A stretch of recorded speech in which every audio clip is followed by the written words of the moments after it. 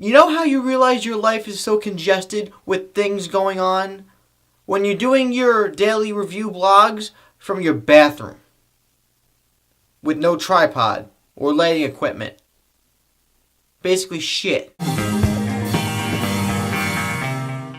Hey, what's going on, everybody? Welcome to MaffmanJones Movie Reviews. I'm your host, John Maffio, coming to you from a bathroom because I really have no time to do anything anymore. I have work in 3 hours, and I'm trying to get this review out for you guys because I want you to know how I feel. I just saw Bad Grandpa, which is directed by Jeff Tremaine, who did the other Jackass movies, and he's part of Jackass. It was written by him, Johnny Knoxville, and Spike Jonze, who's coming out with her, and he made Where the Wild Things Are and a couple other great movies. It stars Johnny Knoxville as this grandpa, Irving, with his grandson, who's played by Jackson Nichol, who is in Fun Size. And the story is basically about Irving, the grandpa, who has to take his grandson across the country to his sick hillbilly father. And along the way, they don't like each other, but they grow and they have a bond while pulling some pranks on some innocent people who have no idea what the hell is going on. Bad Grandpa does live in the same spirit as the previous Jackass movies 1, 2, and 3, and the TV show that was on MTV, what felt like a long, long time ago. But the difference here is that there's an actual story, like Sacha Baron Cohen's Borat and Bruno. It's where there's an actual conventional story going on. The pranks are real and the reactions are real. And it's actually, you know what's great is that it's actually very genuine and heartfelt, where a lot of the other Jackass movies felt very mean-spirited and disingenuous to people around them. This was actually a little different, and it was weird. I feel like Jackass is maturing because now that the whole crew is gone, Johnny Knoxville is a great actor, by the way, and he pulls off these stunts well.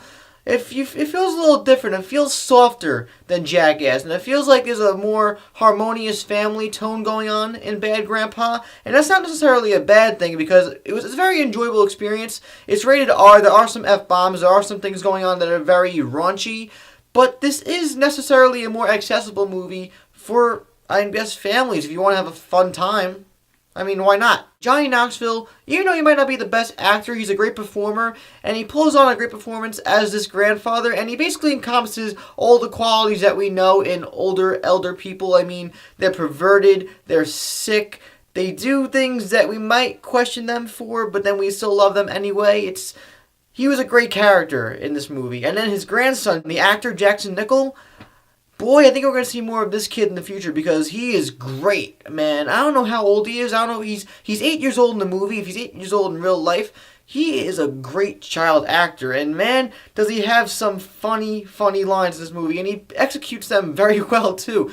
So I guess that's enhanced to the writing and the direction because, I don't know, I guess without good writing and direction and a good cast there, then it might have gone wrong. The comedy chemistry between this duo is priceless and genuine, and it makes the movie all the better for it. And by the way, it's only an hour and a half, so it flies by so quickly.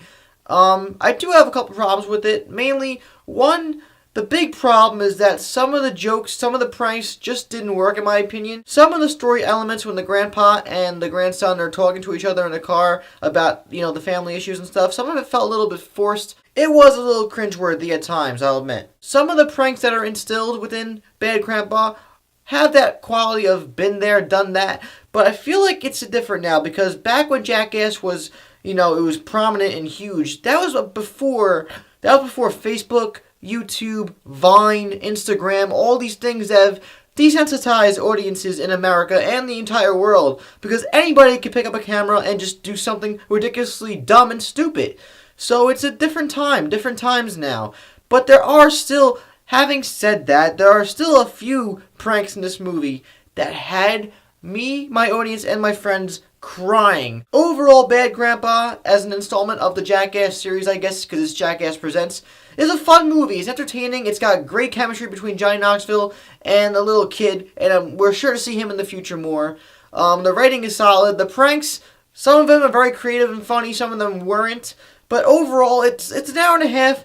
There's no harm in seeing this movie in theaters because you'll have a fun time. And if you're stressing out from college, like I am, it's a good idea to see this movie and get away from that for an hour and a half because it's a very fun time. I'm going to give it a 3.5 out of 5 stars.